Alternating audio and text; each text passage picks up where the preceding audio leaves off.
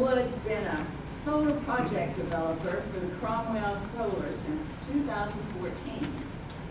He says he had an interest when he was in junior high science class in Atwood, Kansas,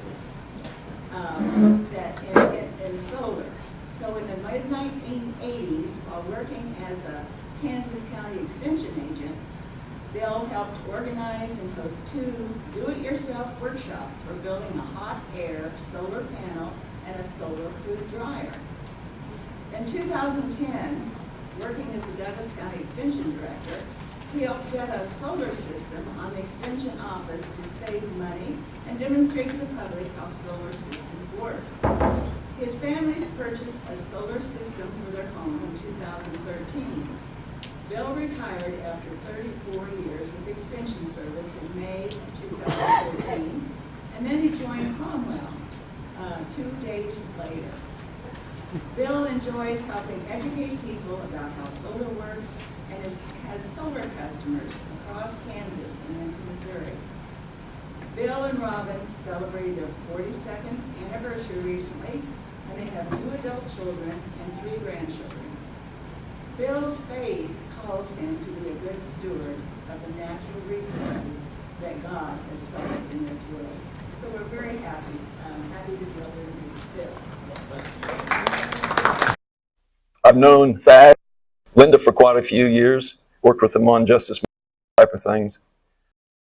I'm going to give you a little trivia this morning. Back in 2014, I had the privilege of speaking from your pulpit. Can anybody remember that event, what it was? That's okay. It was the very first Justice Matters public meeting where the churches all got together. And I had the privilege of sharing my testimony about mental illness in our family. And praise God, we are almost ready to open the Treatment and Recovery Center. That is a miracle happening in our city. And I want to thank this church and others that are part of the Justice Matters that have, and people outside of that have worked diligently to get better services for those with mental illness and substance abuse. So it's amazing what our Heavenly Father can do. It's also interesting that in life, I was a county extension agent for 34 years, but having done that solar workshops way back when, I didn't know someday I'd be working for a solar company. Also, right out of college, I was going to be an county extension agent, but I just met the person who I thought might be my wife at K-State, so I got a job with a roofing company working minimum wage right out of college, and my mom says, "What are you doing?" But she is glad I did that because I did marry that lady. So God plans things way back there, and I didn't know someday I'd use that roofing information, what I'd learned there with solar, because most solar goes on the roof. Well, this is not going to be a sales pitch. I'm not a salesman. In fact, Aaron, when he hired me, Aaron Cromwell, he says, "I want to educate her." And so the first 2 have this Cromwell Solar information on that, but after that, it won't. But I am very thankful for the opportunity that Aaron gave me to work with solar, because I get to help people all across Kansas and into Nebraska and Missouri as well. But look and see, does solar make sense for them? If it doesn't, and as you'll see in a little bit of picture, there's some homes that got way too many trees around it, so it doesn't make sense for everybody. The picture on the right, Jan mentioned that back in 2000, it was installed in December of 2010. It was a pleasant December, and then we turned it on in January of 2011. And we did that, our extension board did that because they wanted to let people see, we had an online monitoring that anybody could get on our website and look and see what that solar is doing. And so it was kind of an educational type thing. It did save some money. And then my wife and I, when we saw what the extension office was doing, we said we'd like to have solar too. Now these panels you can tell they're aging because they're the silver framed and blue tops. As you'll see in some pictures, the newer ones are more like this, especially residential. This is not a full-size panel, but they're black frame and black top. And so most people think they're prettier. I don't mind my blue top, it works. What are some reasons that people go to solar or are interested in solar? There's kind of three different ones that come out in. The environmental aspect, being a good steward of our natural resources, something that we can do to fight global warming. Economic, we'll talk a little bit later on about payback and that type of thing. And then the impression. You're encouraging others to let's be good stewards in our community. Here's kind of an outline. We're going to see some pictures of churches we've installed, how solar works, equipment. So, Missouri, these pictures were from before I came in 14. They were probably back in about 11 or 12. Missouri has always had better incentives for solar than Kansas has. Why? I don't know, but back in those days, Cromwell was probably doing 80% of the work in Missouri because the incentives were so good.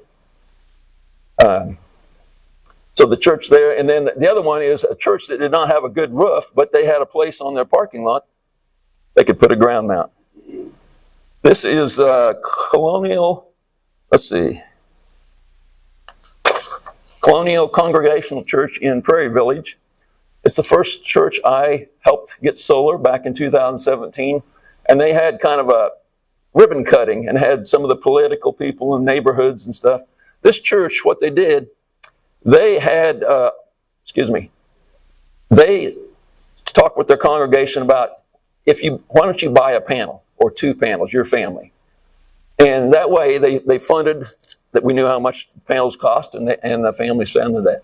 And the day that the pastor there's talking, he told me that he had neighbors in the neighborhood. I don't know if there's 1, 2, or 3, but that didn't even go to his church, but they bought some panels because they just thought it was the right thing to do. Amazing. Then this is over in Topeka. It's the Southern Hills Mennonite Church. And that was, I think in 2019 is where we put that. They had a nice roof up above. There's a gymnasium there. And so the trees on this end are not going to shade that. And I want to congratulate or give praise to both the Presbyterian denomination and the Mennonite denomination because they nationwide are promoting solar for their churches. Hats off to you. Okay, the main components of solar is it's a lot of electrical work. But we've got panels, and that's where the sunshine, when it shines on it, the little protons, or I'm not sure the exact word, but in here, the sunshine hits it, energizes them, they start dancing around, and then they get on a wire, and then it goes to the next wire, kind of like streams going into rivers, and finally, it goes down to the inverter. The panels make DC electricity, like in your car, DC. Your house, of course, uses AC. So there's an inverter down there. The wires go through, and it changes it so that it matches the sine wave that's coming from your electric company. So your washer and dryer, your stove, your computer, they don't know, is the energy coming from the sun or from the electric company, because that sine wave matches up well. And we also have to have racking, and we'll look at some of these components. If anybody does have a question that I'm going through, feel free to raise your hand or holler at me or whatever. So in Kansas and Missouri, Nebraska, and many states, they have what is called net metering. Anybody heard about net metering besides Clyde? Okay, so net metering is how it pays itself off. So during a month, during the month, if we size your system accurately, on sunny days, you're going to produce more than you're using at midday when there's a lot of sun. Okay? Actually, you'll roll the meter backwards because they put a bidirectional meter on your solar system. You'll roll the meter backwards in the daylight, and then at night when we don't make any solar, you can pull that forward and use it. And it's the same price going both ways. And if you're on Evergy here in town, it's about 12.5, 13 cents is what it costs you. So you put it back at night or in the daytime and you roll it forward. At the end of a month, they true you up. And if you, like a lot of times in December, we're not making enough, you just buy the extra. If it's like, say, April or May and you're overproducing at the end of a month, Evergy will credit you what it costs them to make it, about 2.5 cents. If you're on the rural electrics or cities electric companies, at the end of a month, if you have extra, they just zero you out. So we've got a way we figure out if we add a panel and it gets a quicker payback, we add another one, and when it quits getting quicker, we stop. And that's what we call the sweet spot. And this shows you why this is, so at night, this starts over here at midnight, and you're not making any solar. And about 7 o'clock, if this is a south-facing roof, you start making a little bit of solar. Because it's south-facing and the solar's so low, you don't make very much at start. And as it goes up, you create that bell curve. And most people are, once they get up and get breakfast there, and then they go to work, they don't use a lot during the day. And so that's when it's rolling the meter backwards. Then when you get home, you can see there where the purple goes up higher. That's when you come home, you start, maybe you're cooking dinner or you throw some clothes in the laundry, whatever. There's a little peak there and it goes through, but you can use that. So the electric company sort of acts like a battery for us. At night or during the day, you put it into their pile. Of course, they're selling it to your neighbor at full price. But then at night, you can pull it forward. The panels, as I mentioned, the blue ones were from way years back. The dark ones are newer. The ones to the right are Cromwell. They're a very, very expensive panel. And it's actually on the east side of our roof, so after noon, it's not making anything. But we've had other companies where they put that kind of panel or put it as a over their picnic area, lets the light through, it looks pretty. Anyway, it's a different kind of panel. Does hail follow those, or how do you? That's a very good question. Do they break? If it's softball size. Oh, yeah. We've only had one client, and she was on my extension board when I worked there. And so once I came to Cromwell, she and her husband said, come out. They live out on the other side of the lake. And we put it on their house, and a year later, she called me up and says, Bill, hey, we got hail and we got broken panels. And I said, Linnea, did it knock out the windshield of your car? Because that's what we tell everybody. And she started laughing. And I said, what are you laughing at me for? This is not funny. She says, how many times you been out to my place? Because they had 4-H kids and they were farmers, and I'd been to their place probably 10. I said, probably 10. She says, you've seen our barn and you've seen our garage, and we parked in the garage, so you can't prove this. But it is. I've got pictures in here. It looked like bowling balls had hit them, and it knocked out 3, and it did not knock out any on the backside of the roof, or any. It did not even scar the backside. So it must have pretty much hit them directly. If it had hit them at a slant, they probably wouldn't have broken them. There's I think it's State Farm, that if you get solar on your roof, they do not raise your insurance because you're protecting that roof from small hail. You know, golf ball or smaller, it's just going to bounce off. So they're pretty tough. Yeah, good question. Racking. So the house, or the one down here on the composition, that's ours. On a composition roof, on a house, we run the racking across the roof, and we tie into every other 2x4 rafter. On a metal roof like this, on farms and stuff, they have trusses and purlins, and we tie into the purlin, which is running this way, so our rails go up and the panels lay on them sides. So if you look and see different directions, that's the reason. We'd like to have the panels up a little bit, or up off the roof, so that leaves a gap where the air can move through there. Of course, hot air rises, so if it comes in the bottom, it starts getting hot, it'll pull it out the top, keep your roof cooler, and it keeps the panels cooler. I did not know it, but electricity is more efficient when it's cold. So keeping the panels cool helps. And then there's for flat roofs, which would be this situation here. We don't want to put any holes in a flat roof. I used to work on flat roofs when I was in the roofing company. And no holes in the roofs because they're going to leak. And so we ballast it with weights and then run the conduit over to the wall or wherever there's electrical we plug in, but we don't put any holes in the ballasted.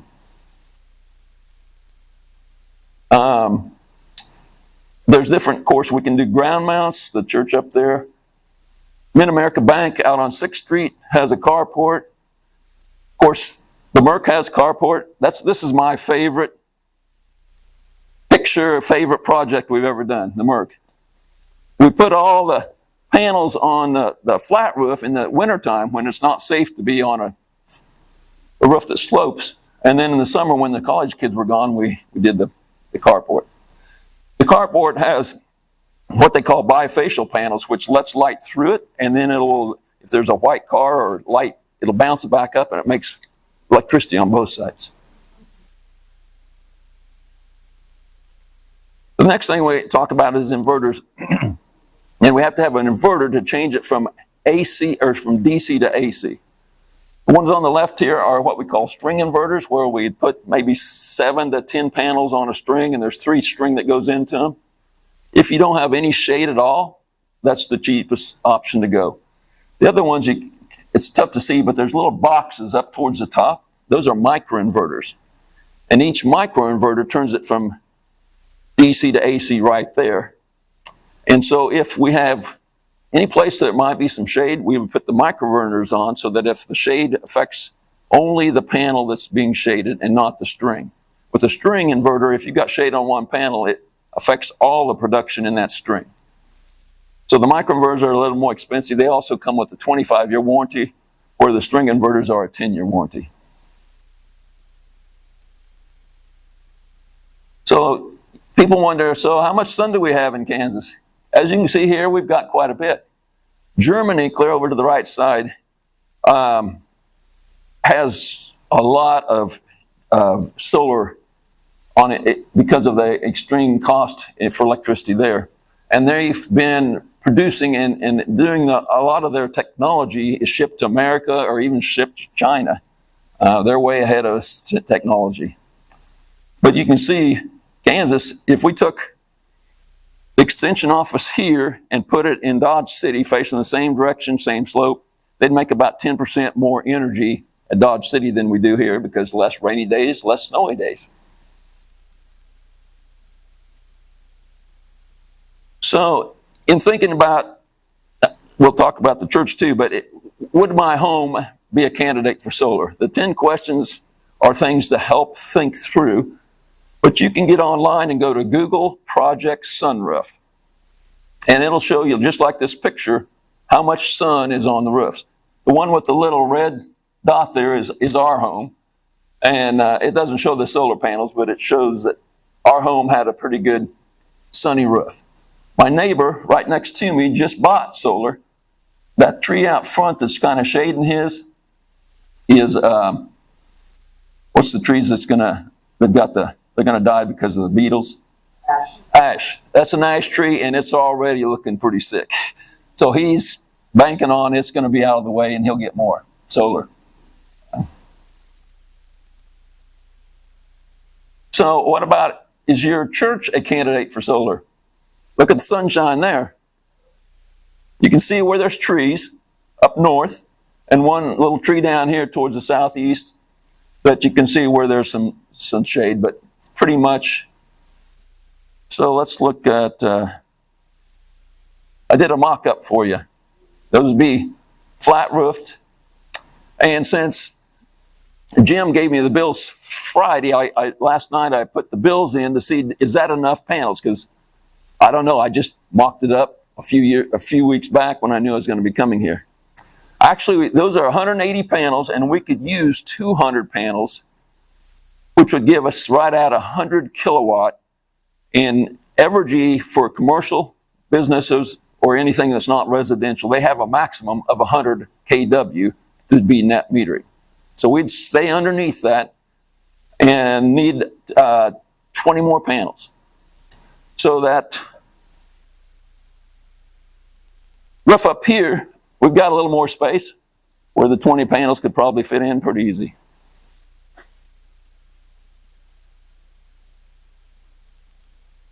Okay, cost of solar. From the time I started until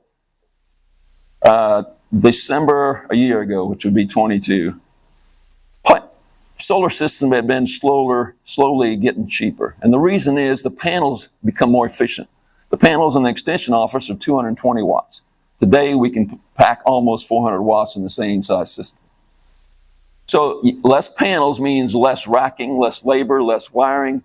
And so it helped us keep the, but then as you all know, when inflation hit, anything, especially with steel or wiring, just like grocery stores. So it's a little more expensive than it was a year ago. But an average size house, people ask me, so if I got a 2,000 square foot house, how many panels do I need, or how much is it going to cost me? And I've looked at 2,000 square foot houses that the bills are less than 100. They're fairly new. They're energy efficient. Maybe they've got somebody like Thad and living in there that's very efficient and doesn't use a lot of electricity. And then I've seen 200 square foot home or 2,000 square foot homes that have bills that are $250 a month. So you can't just go by what size is the house, but an average one, so somewhere around 27 to 30,000, and that's before the 30% tax credit.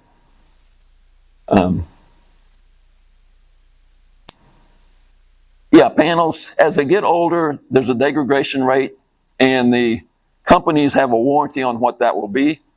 In the extension office, after, let's see, 10 years, yeah, it's been 12, 11 years. It doesn't look like they're hardly degraded at all. So the warranty is this, and we put it in your proposal, so we always would rather under-promise and over-produce. So a residential, there's a federal tax credit of 30%. So if the cost is $10,000 and you owe taxes of at least $3,000, you can use that tax credit.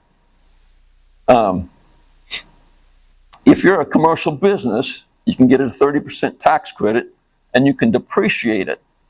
Homeowners can't depreciate equipment, but businesses can. And so it's more like they get about 70% that they can depreciate or tax credit. And there's a new REAP grant available to businesses in communities where there's less than 50,000 people. So it doesn't work here, but it does in most of Kansas. There's a grant that you can get from the USDA for 40%. So we're going to be really, really busy. I'm hitting up a lot of the rural grocery stores to help them try and get, because, you know, we can put a lot on a grocery store. And I grew up rural. I lived in 10 counties in Kansas. Those rural towns, if they don't have a grocery store or a school, they're a ghost town. So we're trying to help the grocery stores out.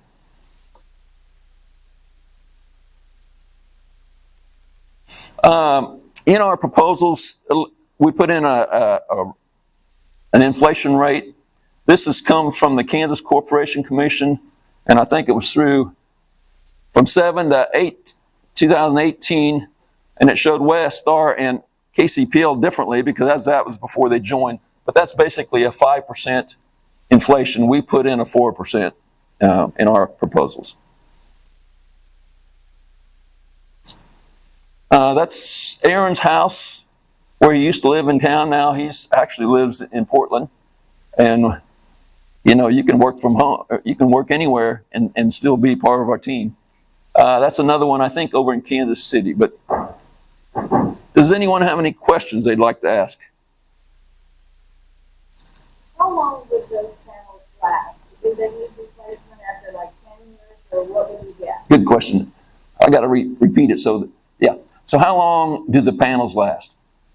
All the tier 1 panels we work with come with a 25-year materials warranty and a 25-year output warranty. Some of them are starting to shift to 30 years because they'll probably, the panels, I mean, the nice thing about solar is there's no moving parts. It's kind of like the electricity in your house. You just turn on the switch. Now, eventually the switches do wear out, but most of the electricity just, no maintenance. And that's the way with these panels. Once we get them anchored down properly on a roof or on a ground mount, they might be there 40, 50 years. This technology has been around a long time, and before prices came down, in 2014, the prices had been pretty steep coming down for solar prices. And then it kind of leveled off because it got to be where it's about a 10-year payback and more people demand for the product. But before that, it was too expensive. But satellites have used it, I don't know how many years. And the Department of Defense, our armed forces, out in places where there was no electricity, used solar. And they could afford it because we gave them the money to buy it. But an average home or a business back then, it didn't make sense. But now it's come down to where, as you'll see on the back, I think it's 11 to 15-year payback on most homes, depending on your roof. Are you south? An east-west roof works okay if it's not very steep. And especially if you have a natural gas or propane furnace, then your winter bills are lower, your air conditioner is higher, and the bell curve, we make twice as much in the extension office in June than we do in December. Yeah. So you talk about roof replacement? Yes. So we, in there it says, how old is your roof? We did not want to install on an older roof. The newer, the better, because, again, if you've got say a 25-year roof and 10 of it's gone, in 15 years you're going to have to replace it.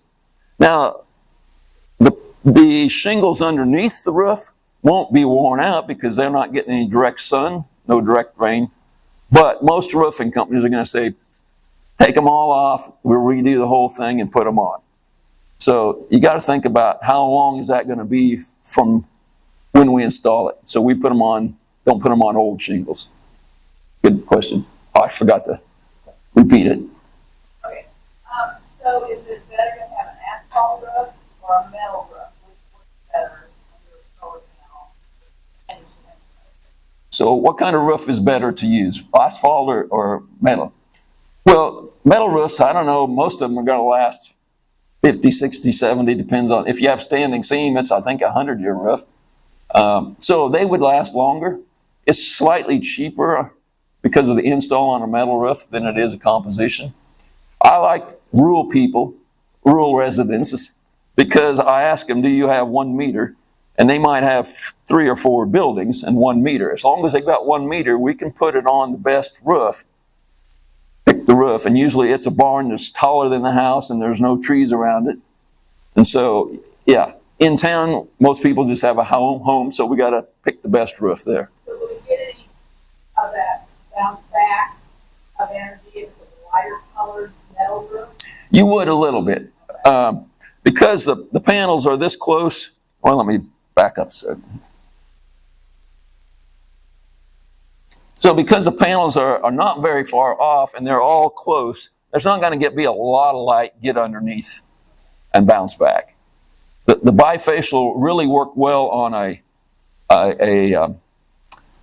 ground mount and you've got white rock under it, or the solar farms that some of the electricity companies are building, they put them on a moving from daylight to dark type thing, and so they get some sunlight underneath too. But good question. What would the payback period be here at this church? Estimate? Yeah, I haven't got it all done yet, but I'm going to say probably 13 years. Yeah. You don't get the tax credit, but I'm glad you brought that up. So there is, with the new Inflation Rate Reduction Act, they are now giving nonprofits a 30% direct payment instead of a tax credit, because churches don't pay taxes. So that would be with that tax credit included, probably 13. I'm going to say 13 and hope it's 12 or 11. Yeah. Our roof, how would it work in our roof here at the church? Do we have a roof that we have to replace? That's something I asked Jim to check on. I was out here was it Thursday, I think? Jim? Okay. And we crawled up on there and looked at it, and I was thinking he said it's like 18 or 20 years old already. So I suggested, why don't you have your roofer come out and look at that and see how much longer do you think it'll last? Because if it's only another 5 or 10 years, yeah, that's a good question, yeah. And then at one time I heard that if you replace your roof and put solar panels on it, you might get tax credit on the cost of the roof. True thing, urban legend. Well, whenever you're going to solar, anything that you pay to go to solar, so if you had to replace your roof before you went solar, the square foot that fits underneath the panels, you could probably, more than likely, be able to count that as part of, you wouldn't have solar if you didn't replace your roof. Yeah. Our church with a ground level solar panel height work better than up on the roof. Well, you do have quite a bit of space out here. You would want to put a fence up around it to keep people out because of the electrical wiring on the backside of it. I forgot to respond. He asked if a ground mount would be better for this church. That's a good question, yeah. How about if we did the parking solar panels in our parking lot? Would that be better? So would putting solar panels on the parking lot be a better way? The ground mount, or the roof mount, is a lot of metal. We hired a company we don't build those. So they came in, and so that's an expensive way to go. Now, it works. If you drive, I've not been down in Arizona, New Mexico, California recently, but they say a lot of big businesses have their parking lot covered with this so that their employees or their people coming there to buy things can park under there, and it protects their cars during the day.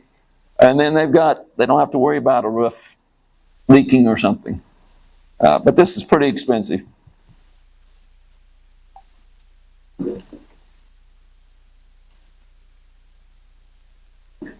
Yes? Okay. At some point, net metering will disappear.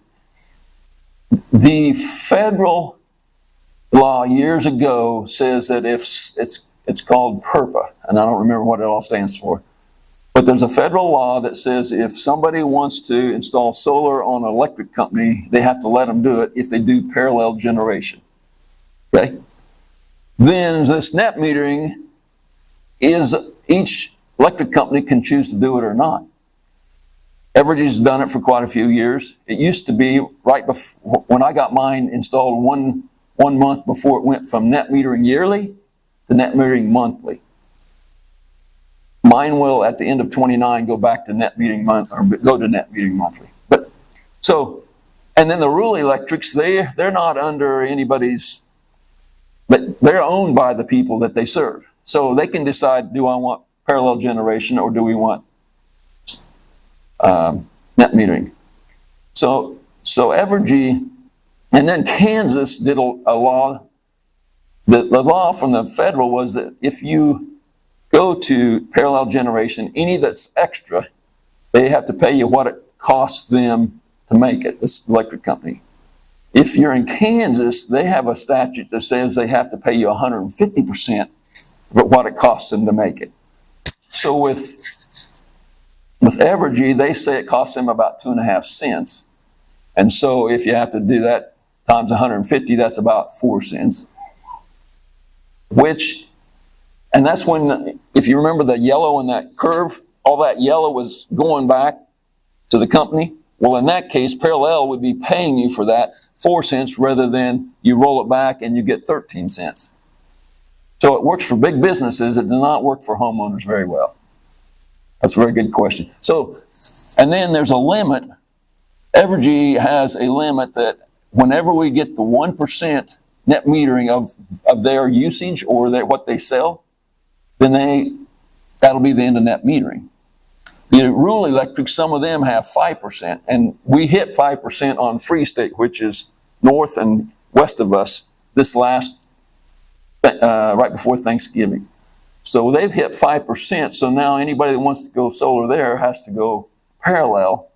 And so we're not selling near as many systems in Free State.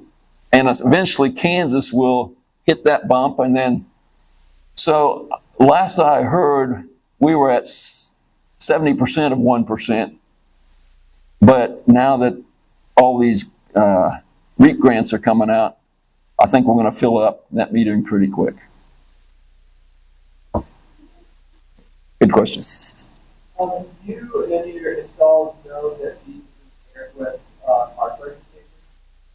Right, yes. So the nice thing about the solar system, it plugs into your electrical system. So whatever you want to use it to do, once it's in your electrical system, you can do a card charger.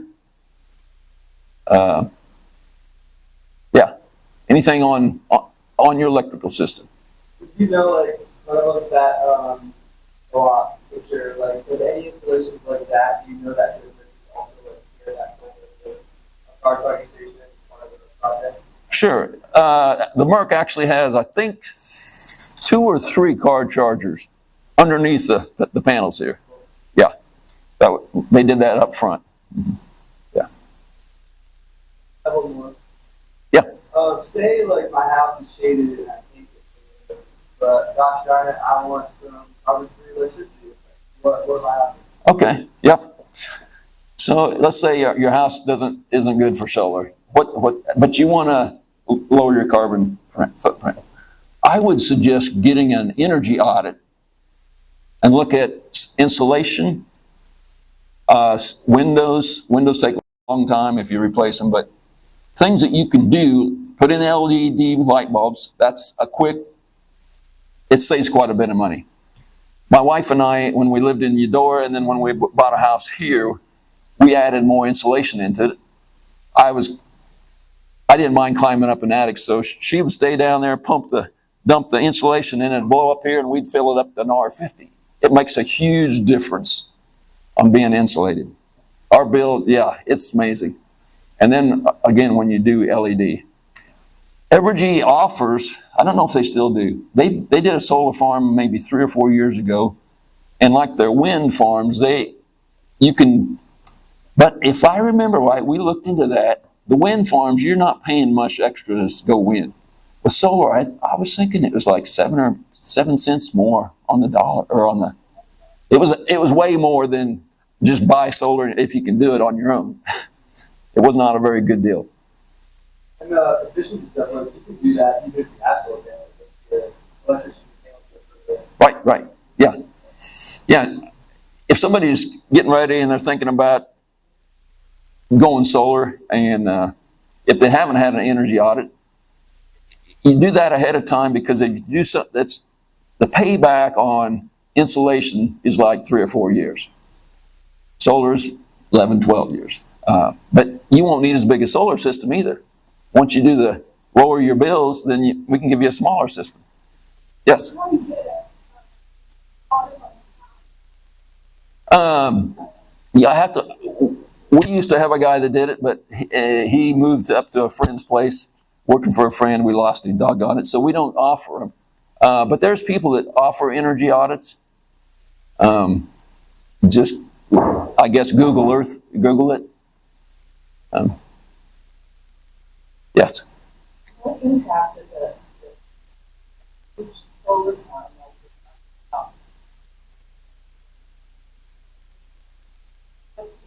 that have on buildings,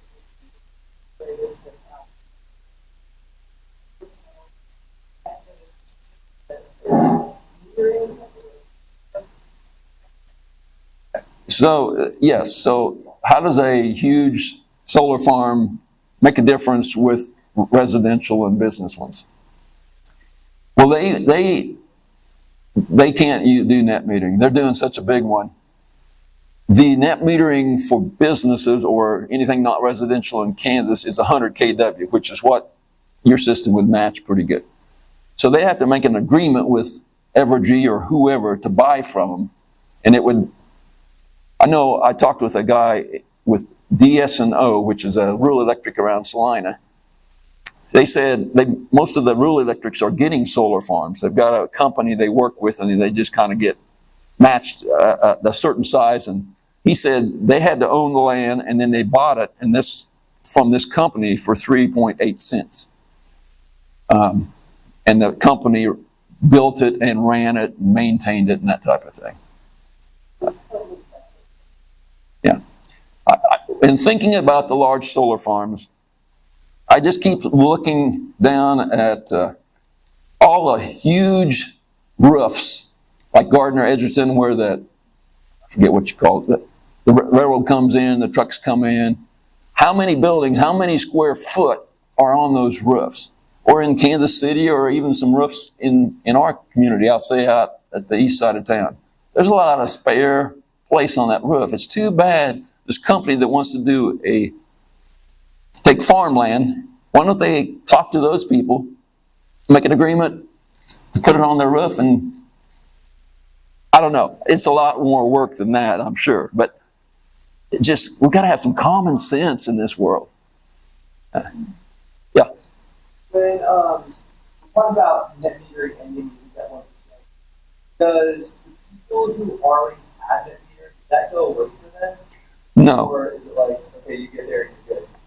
Yeah. No. Once you sign with them, you're on net metering. Here's what I was talking about. So that part that's yellow, that would be if you're on parallel generation. They're paying you for that, and not letting you put it in for 12 to 13 cents. Yeah. Kind of like going to Royals game and getting a free hat, like first 10,000 fans to get there this year. So you want that meter and get it sooner rather than later. Right. Yeah.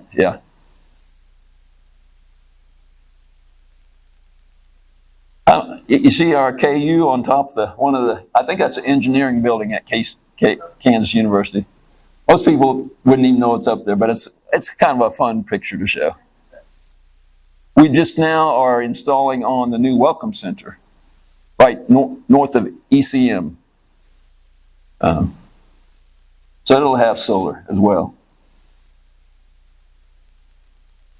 Well, yeah.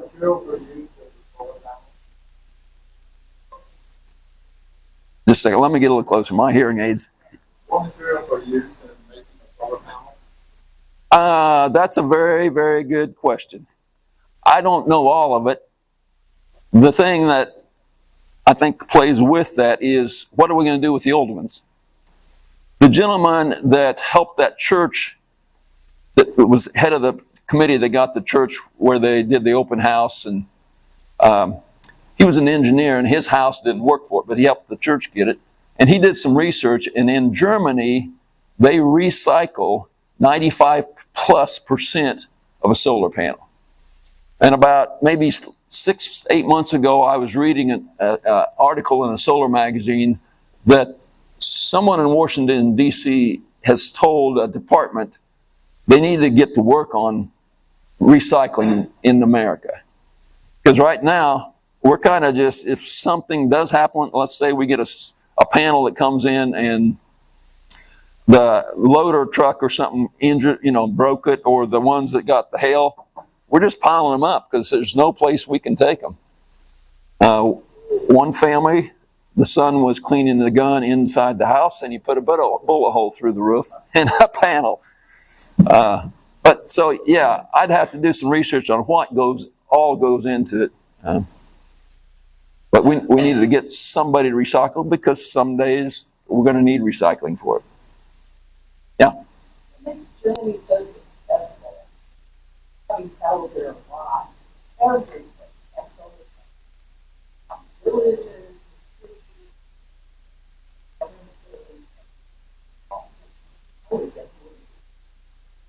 That's what I've heard.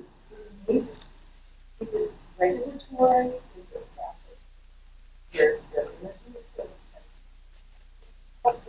Your It could be both. I don't know the answer, other than I know this: their electricity is so expensive. If you go to the East Coast or West Coast, you'll see more houses with solar. That's because the guy that talked to us when we were getting Tesla batteries, he's from California. He says, our electric rates out there are 26 cents instead of 12 cents. And I know the East Coast is higher too. So if it's higher, it's going to make a quicker payback, and it makes sense. And then in California, they passed a law where I think new homes have to put solar on them. It's regulatory.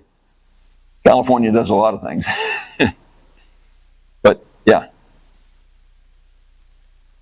Some people will do it. I have 2 projects, one in Manhattan and one in Kansas City, where their payback was going to be about 18 to 20 years because they had a lot of shade and not much roof for it.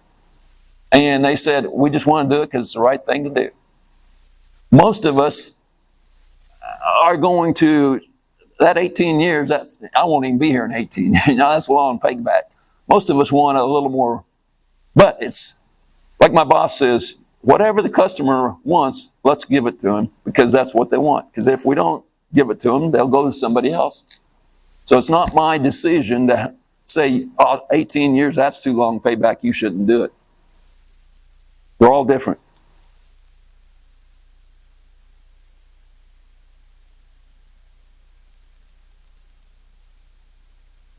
Well, I appreciate y'all being here, and again, I want to commend the Presbyterian denomination as a whole on eco teams and trying to take care of our planet.